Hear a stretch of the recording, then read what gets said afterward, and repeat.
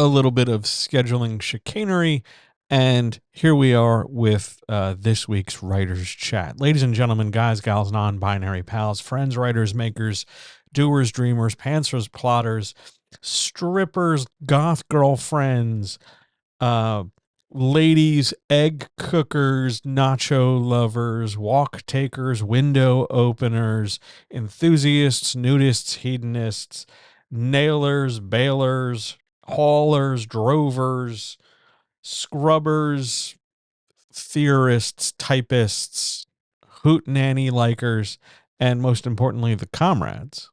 Hi, I'm John. I'm the guy who's going to help you write better.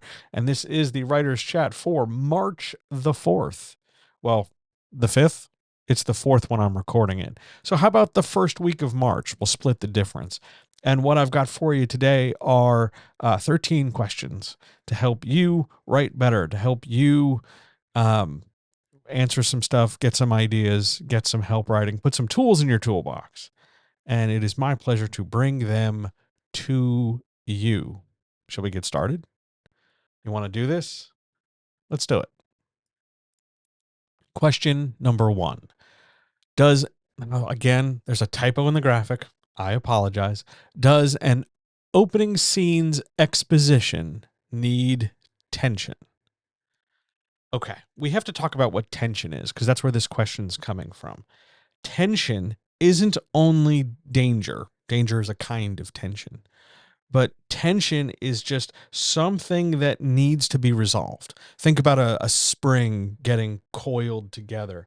It's not just, oh my God, the monster's going to attack.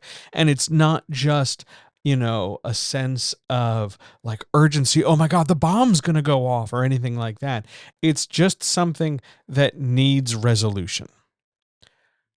In your opening scene, when we're writing some exposition, like we haven't really rolled the story forward, we're just spending a couple paragraphs talking about the landscape or the castle or the weather or the who knows what. If we're just detailing some things, it's hard to imagine writing those paragraphs in a way that suggests any kind of urgency or risk or anything like that. But you can get tension from them. Not because you're going to craft it around a specific thing that needs to happen, or we're only talking about the wood in the apartment building because we're supposed to light it on fire in a second.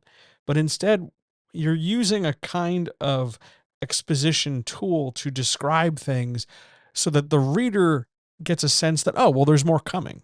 That's enough tension. If I lay out the time and place, like, oh, the character's just walking down the street, they're passing all the cars, they're passing the buildings, it's a nice day, it sounds very positive. But the tension comes with this idea of, well, eventually the story's going to start. We don't have to go right away to it. We don't have to start with it in the middle of it already happening. The tension is building just because we're talking about stuff that's nice. So there is tension there. It's not always very visible. It's not always very present. It's not like it's obviously, oh, it's in this sentence and it's in these words. But there is that sense of, well, if we just get through the nice paragraphs talking about the walk, talking about the weather, talking about the taxis and the subway and the this and the that, eventually something will happen.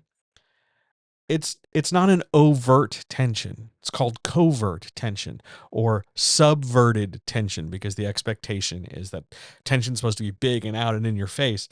And this tension is just sort of waiting, lurking. It's hard to know that you're doing it right. It's hard to know that it's all working out in the end because you can't see it. It's not the same as like starting off with a bang or something. Just write your opening in what you think is going to start the best mental movie for the reader, whatever that might be, however that might be. We're trying to put a movie in the reader's brain. Whatever opening you think is going to do that the best, not the biggest explosion. Don't blow all your CG budget away. Don't start right away on the plot. If we were watching this on a screen, if I was sitting next to you and we're on the couch or whatever, right? How does this movie start? That's what we're aiming for with our opening scene exposition. And I promise you, when you get that dialed in, there will be some kind of tension somewhere in it. You don't have to over-engineer it. You don't have to overthink it. What a great first question to start with. On we go to question 2. How quickly should I start recapping things from a previous book in a sequel? Lots of people want to write sequels. This is also going to be true for series. And the same question can be applied with how quickly do I recap book 2 and book 3 and book 5 and book 6 and so on. But we're doing it just with a single book and its sequel. Part of this answer is going to be influenced by what sort of thing we're talking about.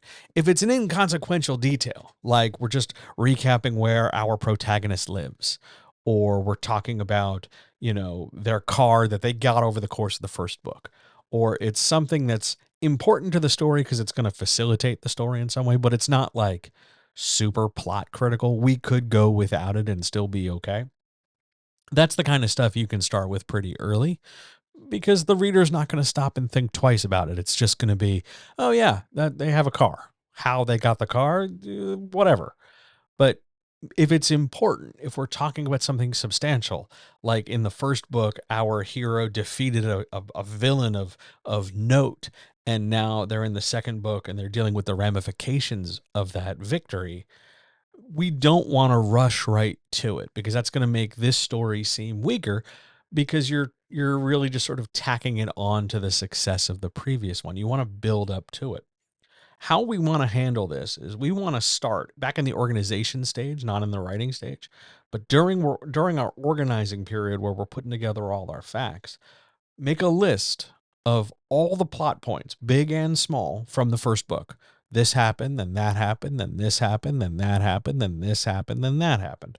Go all the way through. You should probably have this already if you look at your scenes or you look at your outline. You've probably already got this done. And then from this list, pick and choose a few things. Anything. Some stuff's going to be more important. Pick the stuff that's definitely central to the last book's plot, but also pick a few details that are central to the character arc. Pick a few details that are central to the world or certain scenes that you like. You're not trying to guess what somebody else is going to like. You're not trying to anticipate, oh, I better talk about that scene. You get to pick and choose. You're in charge of this. And then once you have that list of things you want to bring up from book 1 into book 2, then we're going to start looking at the outline and structure for book 2 and figure out where we can place them. Because it's not a matter of rushing to get all this information out at the beginning of book 2 so that the reader knows it all in advance and then carries on book 2 and never mentions it again. We're not trying to have a warm-up period. We're trying to insert each of these pieces as we go, and not all of it needs to be recapped. Sometimes it's just, we have a whole list of 15 things that happened in the first book. Maybe we only need to cover 4 because they're more critical than the others. That decision's going to be yours. In terms of how quickly to recap, it really depends on the specifics of what you're writing. If there is a natural association from book 1 to book 2, like in book 1, we defeated the monster, and then in book 2, it's all the consequences of winning that, or, there were 2 villains in book 1, we defeated one, now it's time to go defeat the other. Some of that recapping can benefit us early, especially if we're picking up literally from where the last book left off. But if we're skipping ahead in time, if this is just one more case for our detective or 6 months later on a different quest for our knight or something, then we don't necessarily need to rush out and race to cover the big deal. And we don't certainly need to rush out and start talking more and more about it. The amount of content we give about that first book can be a detriment to our second book, especially if it's all globbed together in one spot, because you spend so much time talking about the first book, you kind of forget the momentum and forget the development of the second book that you've got going. So my answer to this is not as quickly as you might think. Let it be very organic. Let it be very specific. And don't think about it in terms of recap. Don't think about it in terms of summary. Think about it in terms of relevant highlight. What element can I mention from the past now here in the present to make the present more effective at being the present? You're not just mentioning it to mention it. It's not like we're going to a commercial break or something. mention it with a purpose and you'll get a better end result. And if that means you have to narrow down the number of things that you're going to talk about overall, well, then you're going to narrow down the number of things overall. It's not that big a deal. A few details can go a long way, going book from book, in order to link things together, whether that's in a sequel or a series. It's a good question. On we go to question 3. Question number 3. How do you write through very bad mental health days? I really like this question quite a bit because it's it's sincere, and B, because it's something that happens a lot. And if we're being very honest, I have a strong feeling that it's going to happen a lot more for a lot more of us, myself included. Because I don't know if you've sort of looked at the world lately. Things are kind of a mess, especially in some countries more than others, and it can very easily wear you down, whether it's a resistance to science or a resistance to facts, or the rise of violence or the rise of the threat of violence, or the rise of fascism or Christofascism or theocratic leanings or anything else like that. There are a lot of reasons, financial, social, and otherwise, to wear down our mental health. And on those days where you just can't, where you've got to put all your focus, all your time, and all your energy in just the brutal act of survival. And I mean, legitimately survival. I'm not talking like you get irritated by the news, so you just don't watch that channel or you just don't skim those emails or whatever. I mean, like the functional act of survival, where it's going to take whatever energy you have to eat or hydrate or find some clothes to put on, or just, get out of bed and keep your body limber so you're not developing bed sores or something. On those days where you have to commit the bulk of your energy to just the simple act of not dying, those are the days you don't write, period. You do not have to write. I understand that for a lot of people, writing and creating is the only hope they have. It's the only solution they have. It's the only like positive thing they have going, and they want to do it on those bad days. I get it.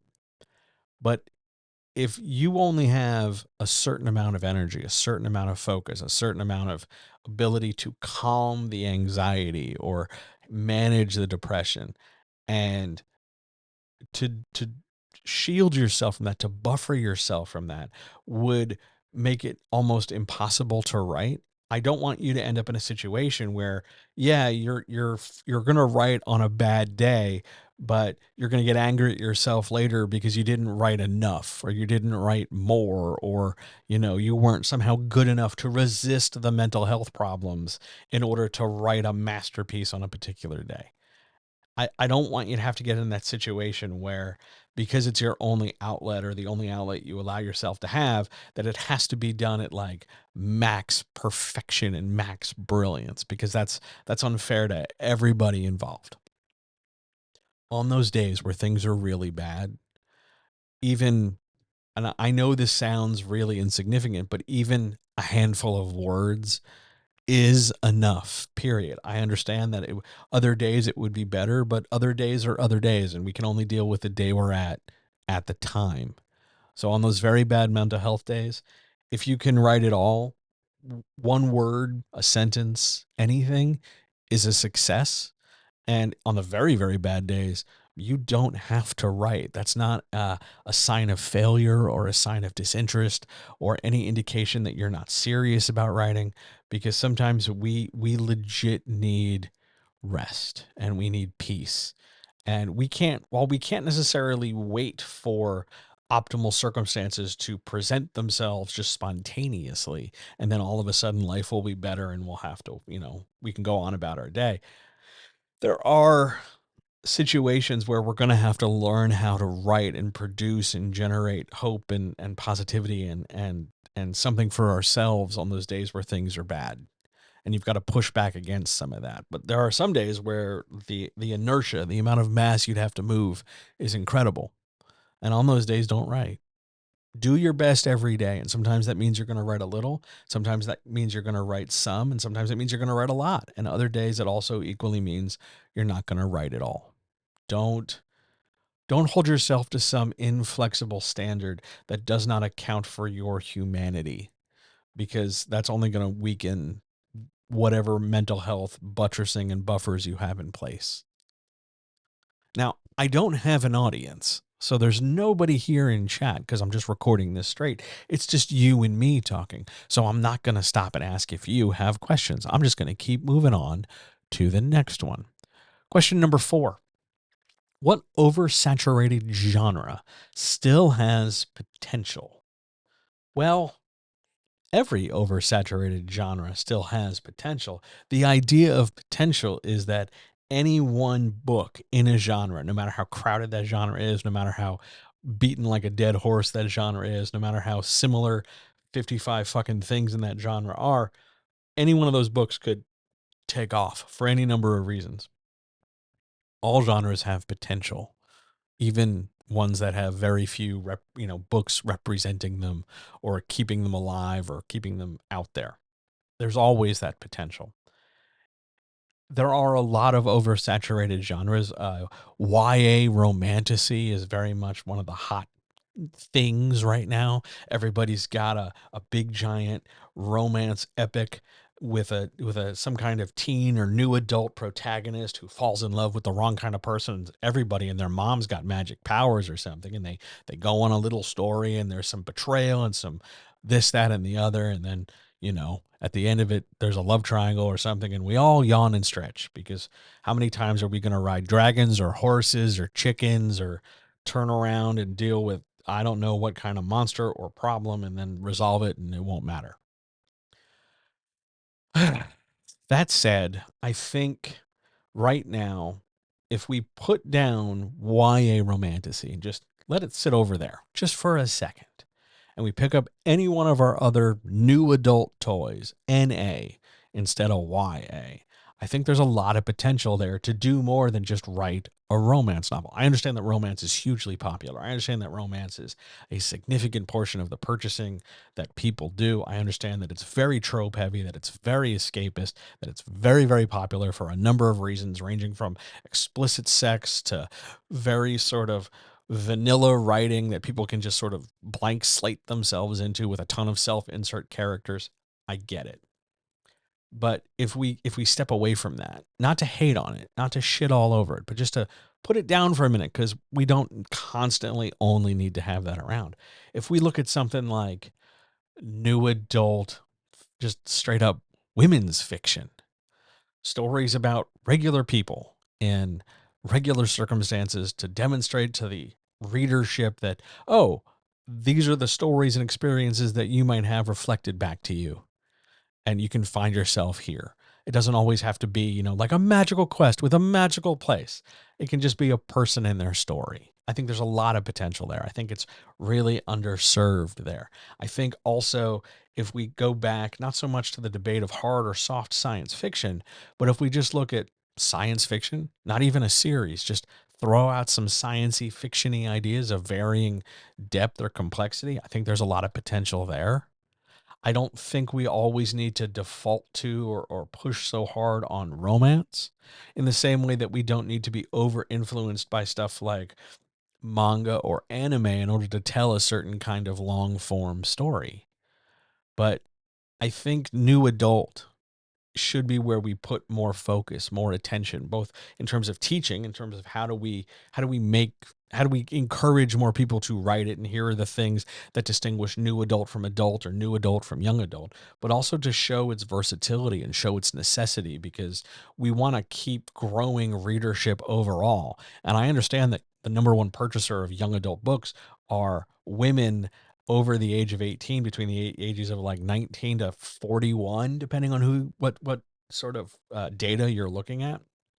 But that's also a lot of that same crowd, 18, 16 to 22, 16 to 25 is new adult.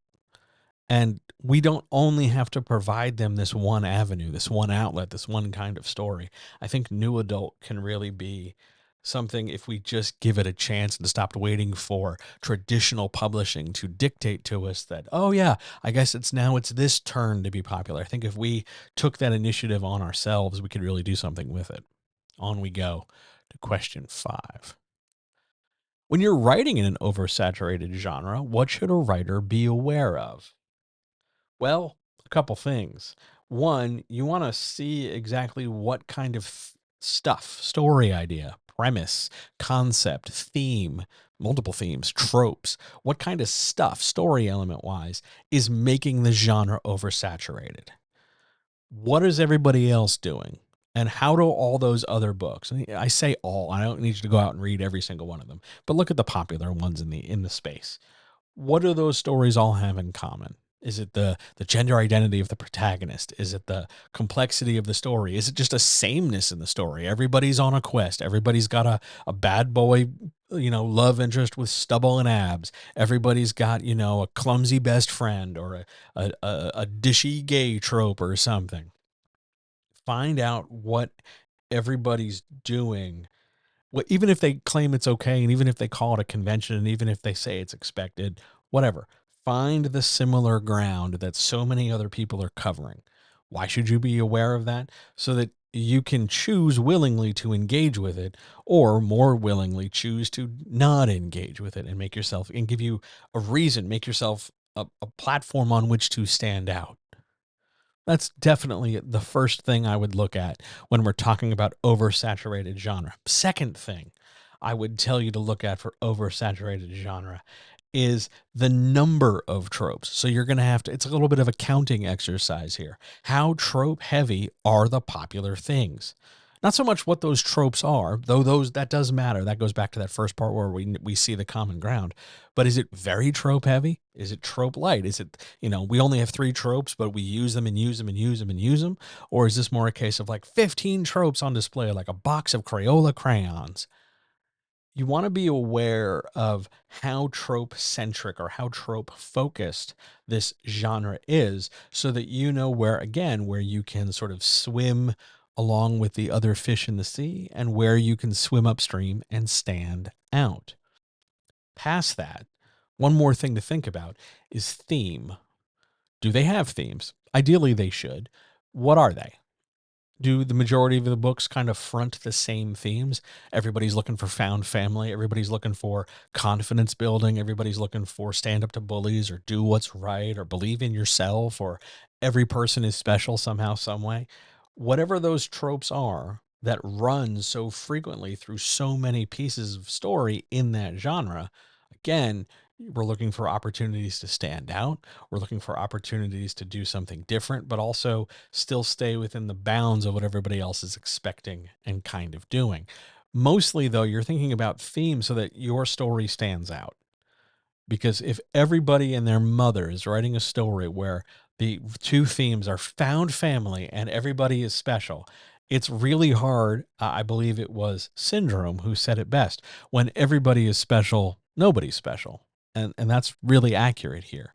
When we're writing in an oversaturated genre, it becomes more and more critical that you have a way to stand out.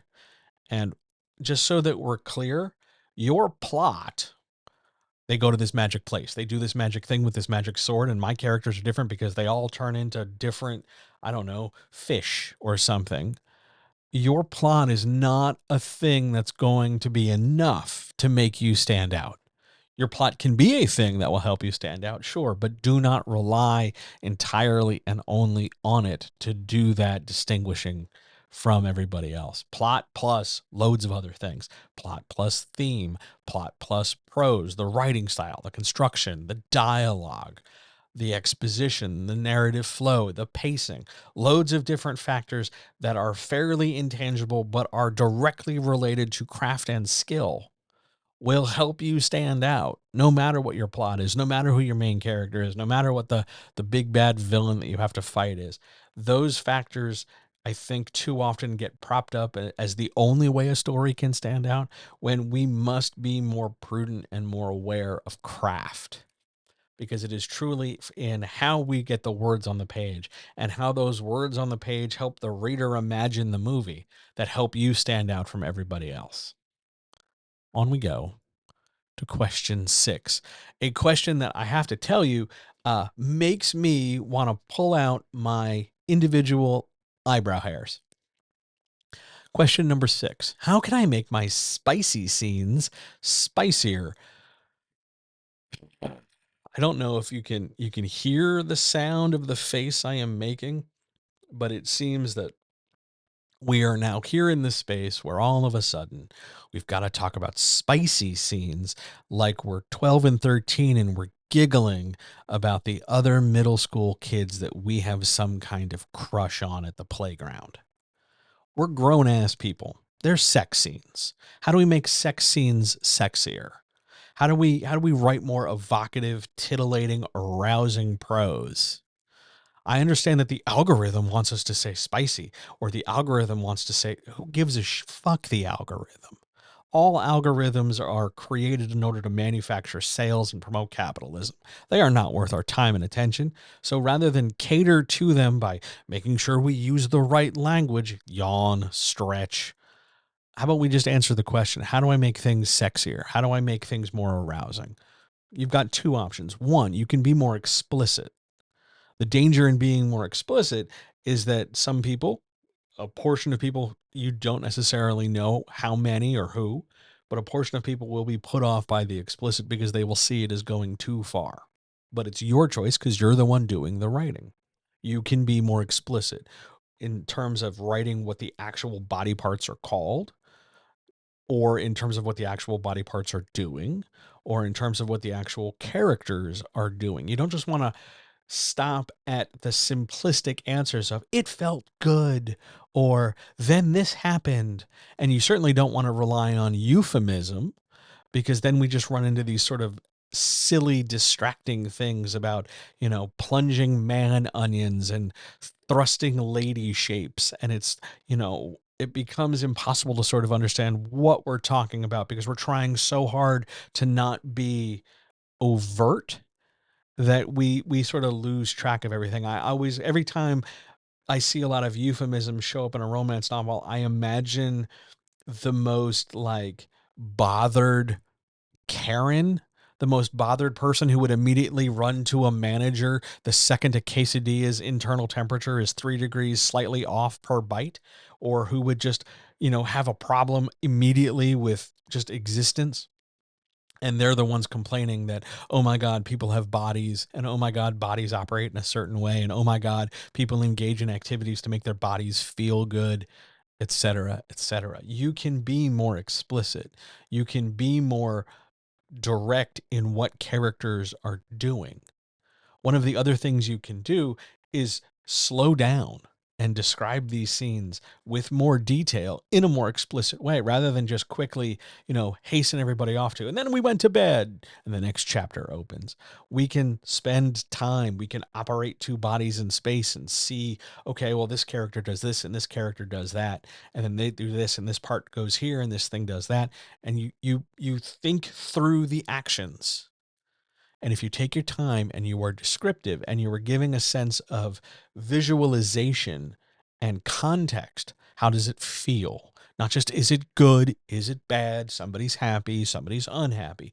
But if you get descriptive and you apply your own experiences to this, when you do these things, your human self, do these things, do you pay attention to your body? Do you pay attention to how things feel or where things go?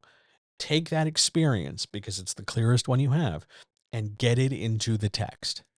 It will make everything more appealing on an explicit, visceral, physically intimate level. For the emotional stuff, because emotion is a huge component in increasing uh, attractiveness, sexiness, spice, etc. For nailing down the emotions and improving them where we want to go and what we want to do is really stop and think about what those emotions are. Now, most of the time in these kind of intimate scenes, we're dealing with wants versus needs.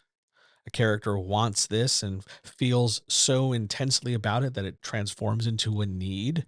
And at some point, physical sensation becomes a need, whether that's a need for release or a need for urgency or a need for something. And in balancing those wants and those needs, expressing some, holding some back, expressing some to some degree versus holding them back or just getting them all out on Front Street, by tapping into a clear sense of emotion, not just sensation, but what a character is thinking and feeling as this stuff is happening. Not necessarily in those broad brushstrokes about like, oh gosh, I hope this is over soon, or oh, I'm very close to any kind of, skyrocketing pleasure, because we don't want to give the reader a sense that we are afraid. You don't want to give the reader a sense that you are uncomfortable. Because ultimately, if you're a romance author, let's say, and you are somehow uncomfortable with getting spicy, you're really going to struggle in a traditional publishing sense, even in a self-publishing sense, producing romance novels. An unspicy romance novel is not just about sexuality or explicitness, because you have aromantic, demi-romantic, asexual romance novels, but it still requires some level of attention on some, facet and dimension of human experience. You don't have to have your characters have sex in order for things to feel passionate or arousing. You don't have to have your characters, plunge this and do this and bend this and mouth that, but you do have to have them feel something, which means you need to dig deeper into your own experiences and your own emotional palette and expressions to get across and communicate what it is you want. And I guarantee you, if you do that, if you take your own personal experiences and really dissect them and drill them down and then try to impart them, everything will be hotter. But can we please just, oh, please stop calling spicy scenes spicy and just be grown-ups? On we go to question 7. Let's talk about book piracy websites. Is it bad, book piracy, or is it ever good? I'm very stuck, really and truly stuck by this, because it's not easy. Here's why. I, John, believe that information should be accessible to everyone. And one of the worst things you can do is gatekeep information. Whether we're talking about instruction, whether we're talking about education, whether we're talking about just access to material, I don't think it should be gatekept. And I don't think price tag, definitely price tag, should be a barrier to people having access to stuff. And I know so frequently price tag is a barrier for everybody with something, whether it's ownership of a thing or attendance in a thing. There's always some kind of gatekeeping. And I am opposed to all forms of gatekeeping. Information should be free. However, in the system we currently have, we have to recognize that people's labor has value. We've done things, we've made things, and we are entitled to be compensated for that labor. We wrote a book. Somebody should give us something, money in this case, to indicate its value. And our hard work should be rewarded because it wasn't easy to do. This flies in the face of piracy, because piracy's number one counter argument is you're taking money out of the hands of the people who did labor. And that's true. And this is where the conversation gets kind of messy, because, yeah, you're taking money away from people. But at the same time, if you don't know about the piracy website, how much money are they taking?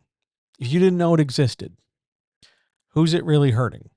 It's a digital file. Let's take the argument and conversation one step further. It's a digital file. Copying a digital file for me right now is as simple as saying right click and duplicate, right? It's a very simple process. It harms no one. And I can share that information with somebody else. Now, ethically, I'm giving away something that other people have an opportunity to purchase. So I am arguably denying you a sale while making something available to someone else. But what that suggests is that the sale is the most important thing, not the distribution of information. Because again, it comes back around to the idea of you should be rewarded for your labor. But let's stop and think about this from one more different angle. A lot of the people who are complaining are the people whose structure for being rewarded for their labor comes from a traditional publisher.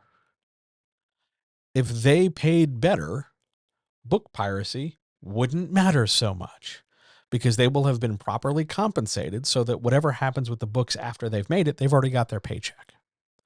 Because again, we're going to make this about money, right? This is just about money. This isn't about art. This isn't about the betterment of mankind or humankind. This isn't about the betterment of people. This isn't about sharing information so that we're all just happier and healthier and more active and more inspired. No, those things all become secondary because it's about money. Piracy is access. Access, I believe, can be good.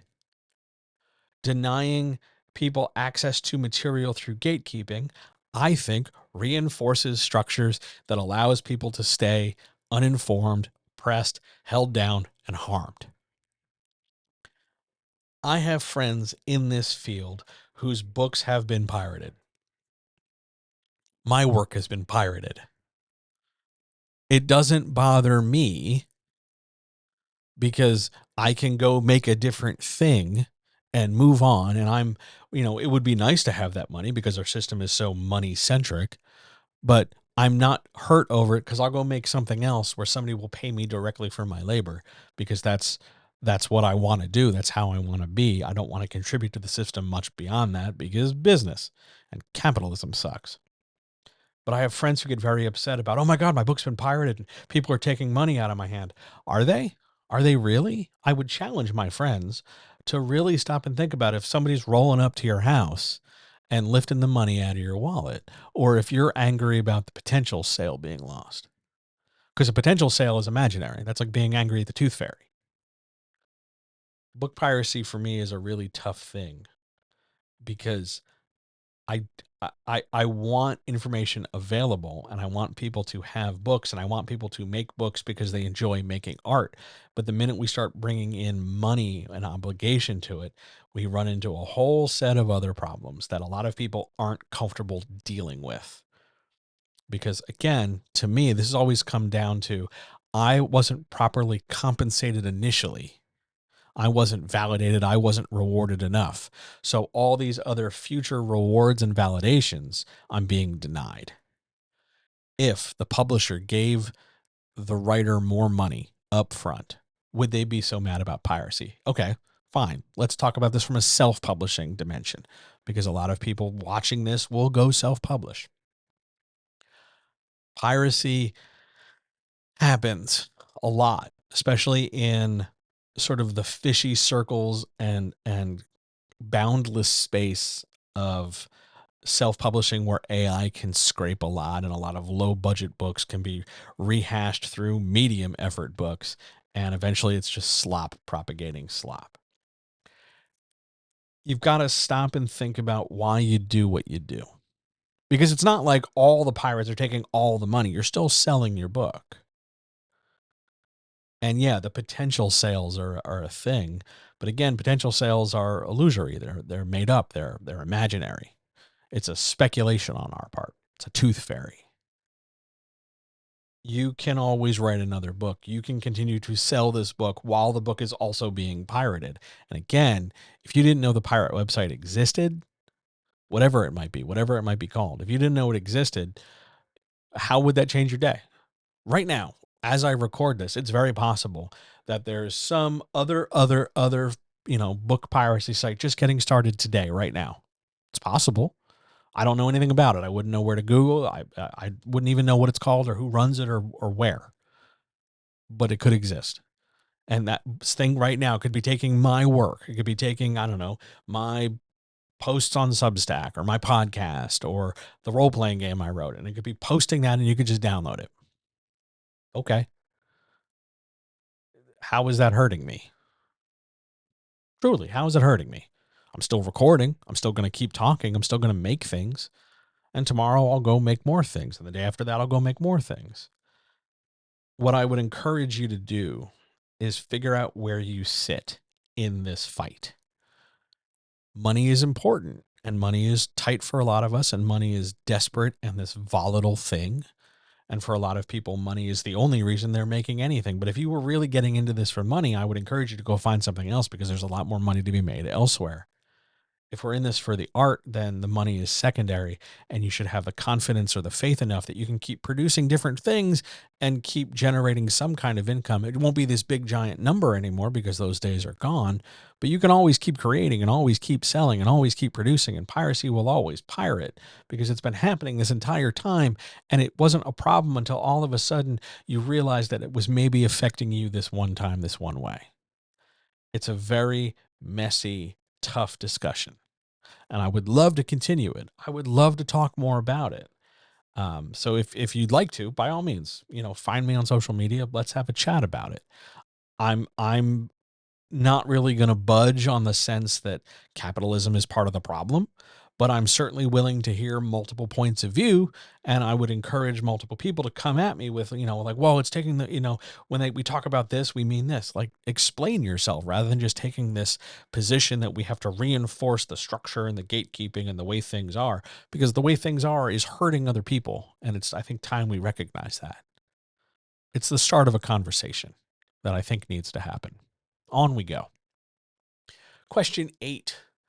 If I want to adapt an idea in the public domain, do I start with the parts I want to change or the parts I want to keep? It's a great question. And I hadn't thought about it really. But for me, depending on what the idea is, I would always look at the parts you want to change. So we have the whole skeleton of the original idea, whatever it is, whatever story it is, whatever character it is.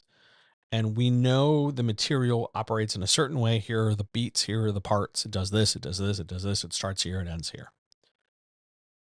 Since you don't just want to copy it, you don't want to replicate it exactly one for one, because that's not what you want to do. You said specifically in your question, you're adapting the idea. So if we're adapting the idea, what parts are you going to adapt? Picking and choosing from the whole skeleton.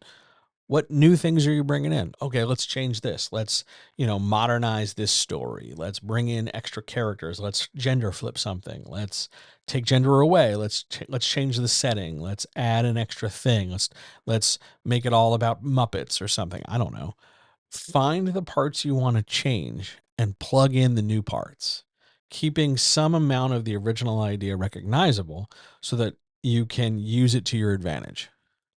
I just read a newsletter the other day about Rent, which is just La Boheme, and it's La Boheme modernized and then lens through the idea of the AIDS crisis and the early 90s and the late 80s and the creativity and the artist communities therein and the rise of landlords and all this stuff. There's loads of different stories nestled within there, but it's still La Boheme. However, if we lay out La Boheme and we start plugging and playing, okay, so Mimi is still Mimi, but we're going to change some of the people into, more regular sounding folks, because it's not La Boheme then, it's La Boheme now. So we're going to make some new names, and we're going to make some new jobs, because we can't have the same jobs we had, way back centuries past, because it's the modern day. So how do we modernize things? Start with the parts you want to change, and then tether them to the parts you want to keep. And you will stitch together better the whole of your new adaptation, as opposed to sort of hopscotching around. I want to keep this, and I don't know about that. And what about this? I should change this. Have a very clear idea going in. Change this, change this, change this. Keep that, keep that, keep that. And it will work better for you. On we go to question 9. Question number 9. What do I do now that my beta readers liked my book? This sounds to me an awful lot like somebody who's realizing that they're going to be successful, that it's not going to go badly. That's really scary for a lot of writers. That's super duper scary for a lot of writers. I get it. To be, to go into this whole process, assuming any minute you're going to fail, any minute you're going to be found out as a fraud, any minute, reality will, snap you back, and you'll be stuck with this sort of sense of, well, I tried, but I wasn't ever good enough. I was never good enough to begin with. It sucks. But now, in the face of good feedback, in the face of good response, it turns out that this idea you held on to very tightly is not the case. It's not true. So what do you do now? You move forward. You take their feedback. You find out what they liked about it. You see if they'll give you a quote or two that you can use in your marketing. You move forward. If they liked everything, great. You don't have a whole lot of revising to do, and you can move forward with whatever step you're at in publication. Maybe you'll slap a cover on it and get that book out the door faster. It's okay that they liked your work.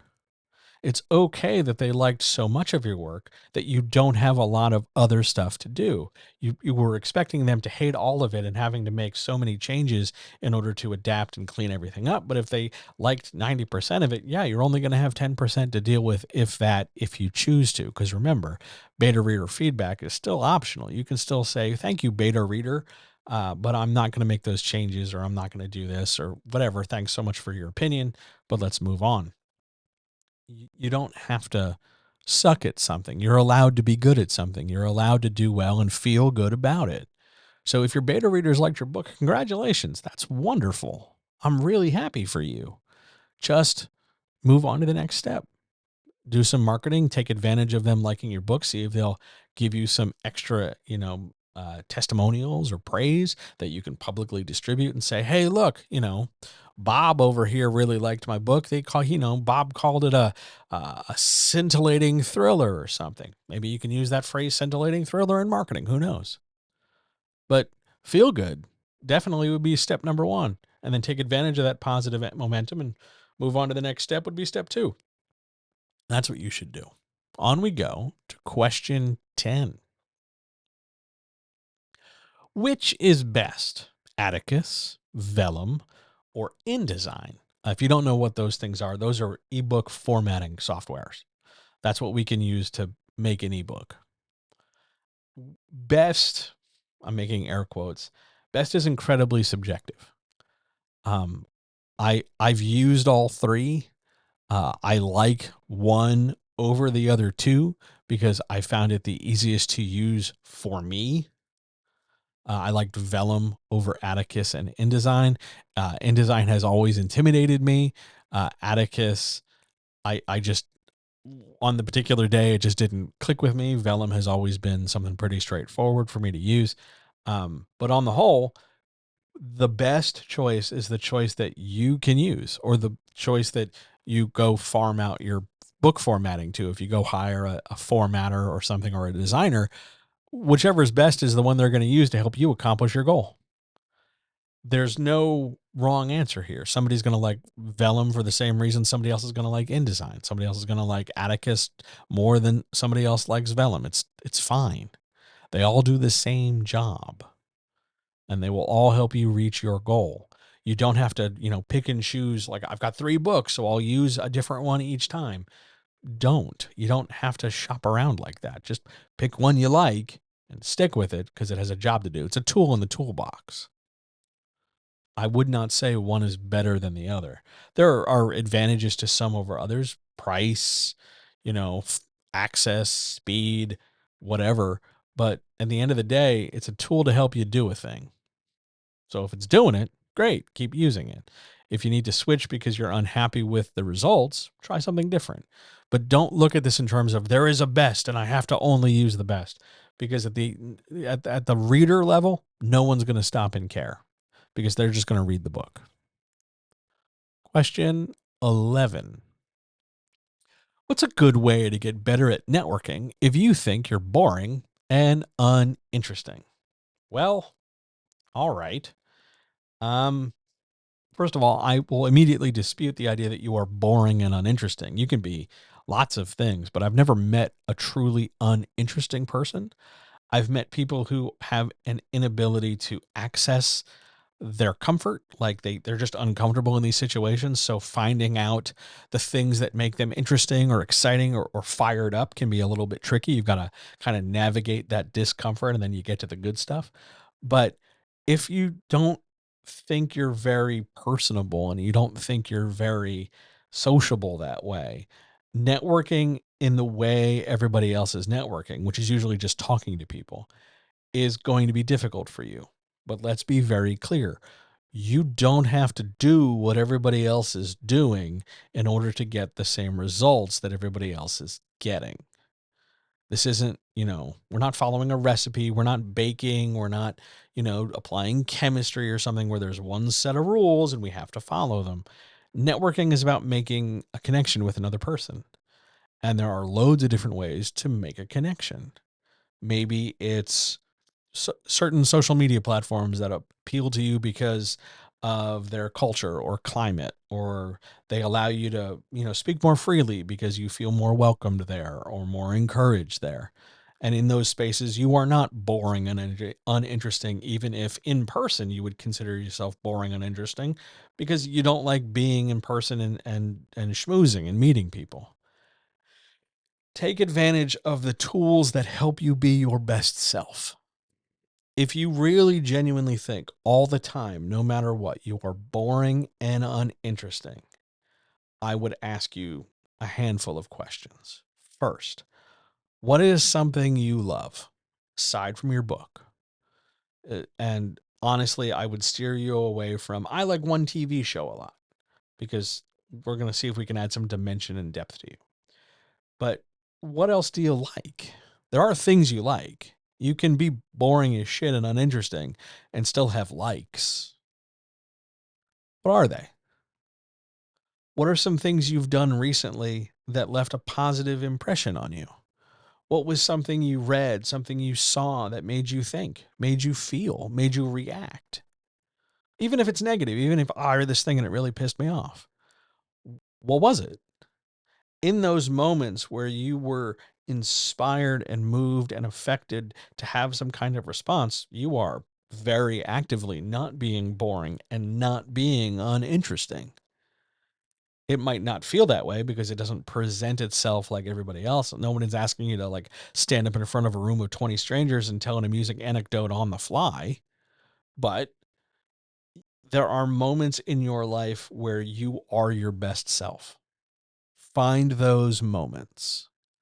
And then from those moments, use some dimension of them to connect with other people who are also engaged at the same time and in the same thing. So, example, you have a gaming group and you love role playing. Maybe it's every, Tuesday night or whatever. You get together with your friends, you play online, you use a virtual tabletop, you're doing whatever. In those moments, you are animated and alive and hopeful and inspired and funny, and you just have a good time. In the same way you are pretending to be that character, whomever it might be, in whatever game it might be, in the same way you are putting on that role and feeling creative in some other world and in some other space, take that same idea and that same energy and bring it somewhere else. Because if you did it once, you can do it again. It'll feel a little awkward, but it also felt awkward the same day you started role playing. You can lift and drop in to different spaces using the same tools. What is it about role playing with your friends that makes you feel comfortable enough to be something gregarious, outgoing, happy, positive, inspired, fun? What is it? Is it the support of your friends? Okay, if it's the support of your friends, let's go find places where you feel supported. Maybe we have to spend some time and build that up. Maybe you got to sit in a social media space and figure out if you feel comfortable there. Maybe you need an absence of Nazis or something. I don't know. But find spaces that share a common ground that allow you to be your best self. And in those spaces, you will find many similar people around those digital virtual watering holes. And that's how you're going to network, by just meeting people who share common experience and common interaction in common space. It really makes a difference. And please stop calling yourself boring and uninteresting. You're a person. You have likes and wants and hopes and dreams, and you're good enough and you're worth caring about and worth listening to. And you should give yourself a chance, because you might surprise yourself with what you find out. On we go to question 12. Question 12. Can I get a quick version of a blueprint for a mystery novel? Okay, I got to see if I can do this in a quick way, because this answer itself is not quick, but let's give it a shot. Here we go. A mystery novel is fueled by two factors. One, we're going to identify as movement. and we'll define it more specifically in a second, but there's movement, and then there's questions needing answers. Whether those questions are spoken or whether those questions are implied by circumstance, doesn't matter. But there's movement and there are questions. And when we pair those two things together, movement and questions, we get consequences, which lead to more movement and more questions. What am I talking about? Movement is not just characters moving from location to location. It is significantly that, but it's also other things. Movement is a sense of momentum in the story. This A leads to B, leads to C, and so on. Movement is also moving forward from clue to clue or opportunity to opportunity. I find the footprints, so I go looking for the boots. I find the boots and I find another dead body because the killer struck first. Okay, so now I'm adding links in a chain. I'm moving from place to place because I'm prompted by what I see there because I have a question. I wonder who did this. I wonder what this is. I wonder how I'm going to solve this problem. So I move and I have questions. And in my effort to answer those questions, I will have to move again, but I will face consequences now. Oh my God, I went investigating the person who owned those muddy boots and they turn out dead in this apartment. My consequences prompt more movement and prompt more questions. Who did this? Now what do I do? What's the next step? What's the next thing? If you can understand that and understand that every clue, every object, every piece of evidence, everything that brings the mystery closer to its resolution should require some level of movement and should itself breed more questions, and that both of those things should have consequences. There should be a cost to pay for doing that, whether the danger goes up or whether there's a response from, like we show up at a place and the bad guy starts shooting at us.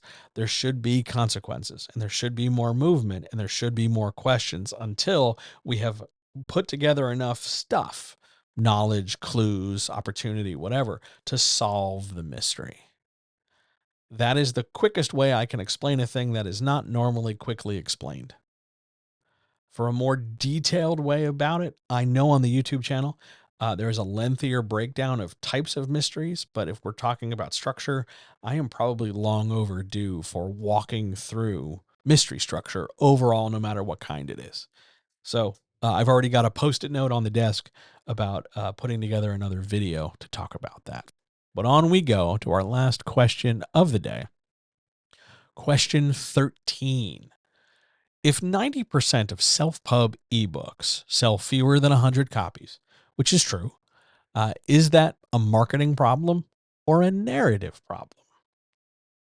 Yes. So first of all, let's get the fact out of the way.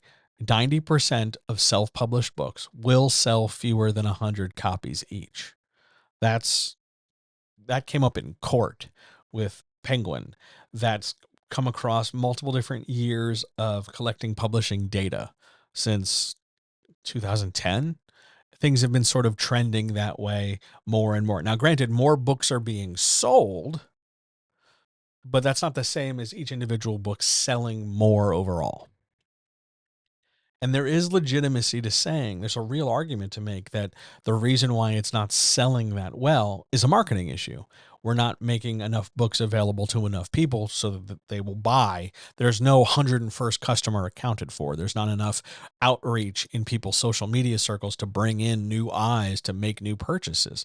There is definitely an argument for marketing. Also, there's such a glut of all these books of all these different things that it's hard to buy enough. We can always buy more, but it comes in spurts. It comes a little bit here and a little bit there because capitalism. See previous discussion about money. That's the marketing side. But there is also a legit argument to make about narrative. There are a lot of self-published books out there across all genres by loads of different kinds of authors that are not well crafted. I'm not just talking like they need an editor to give them like a copy edit so that they stop using commas the way they're using them. I mean, structurally, the story being told, it's being told poorly, and or the story itself is weak and missing things. That's a narrative problem. And when you combine the two, a narrative, a poorly crafted story, poorly marketed, is going to be a problem to sell because we would generally summarize that as a bad book. So there are times where the sales are directly related to marketing. You're not selling enough because you're not marketing enough. Just posting the same link to the same 20 people over and over will ultimately maybe net you 20 sales, but not a 21st. You've got to constantly, regularly make an effort to grow and talk about your stuff in new directions and new ways to a new crowd of people. That's scary and frustrating and requires patience, just like fishing. You've got to take your time and you've got to keep trying at it. Persistence gets rewarded. But from a narrative perspective, it won't matter how well you market it if your book is poorly crafted once they make the purchase. If it's lacking very fundamental structure, if it's nonsensical, if the plot is really poorly thought out, if the story is really weakly told, if the writing does not put a movie in the reader's head, if the writing is very sloppy, full of errors, and I don't mean errors like, I think it should be a different way, push your glasses up on your nose. I mean like it is just structurally not good.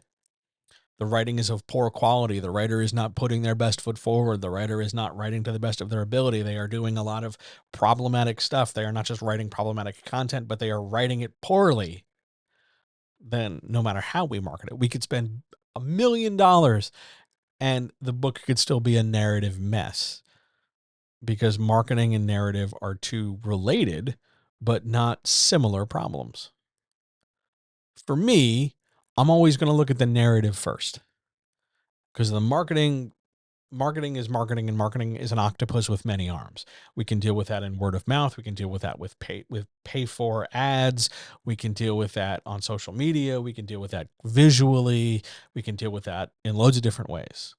That's just an opportunity issue. How many different ways can I say many different things?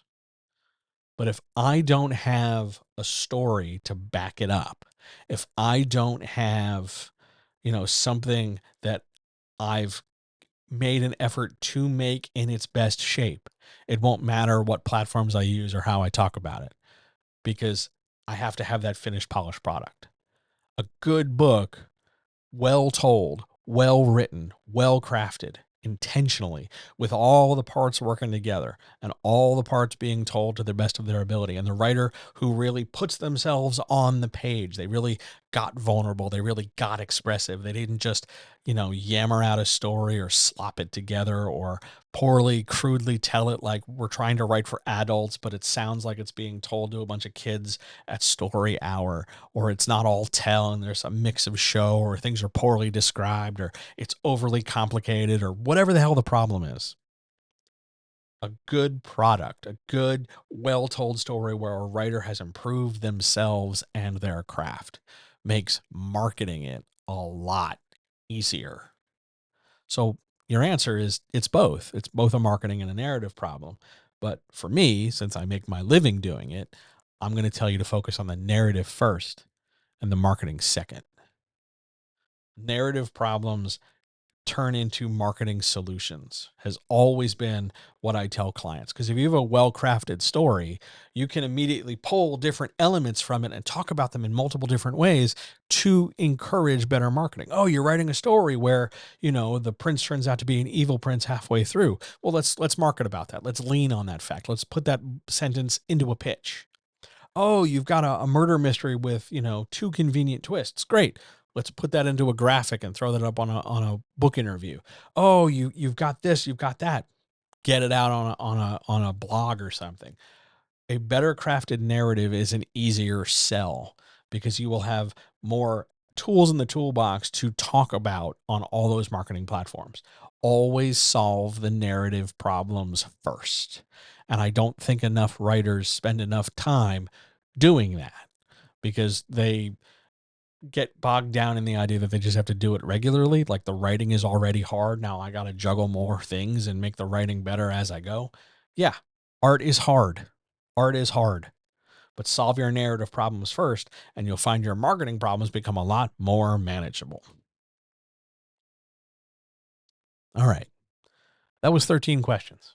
We covered a lot of ground there. I'm pretty pleased. So let me say this on our way out the door. If this was helpful to you, if you liked this, if this made a difference for you, I would strongly encourage you to head over to patreon.com/John helps you write better. And for $2 a month, you can support more chats. $2.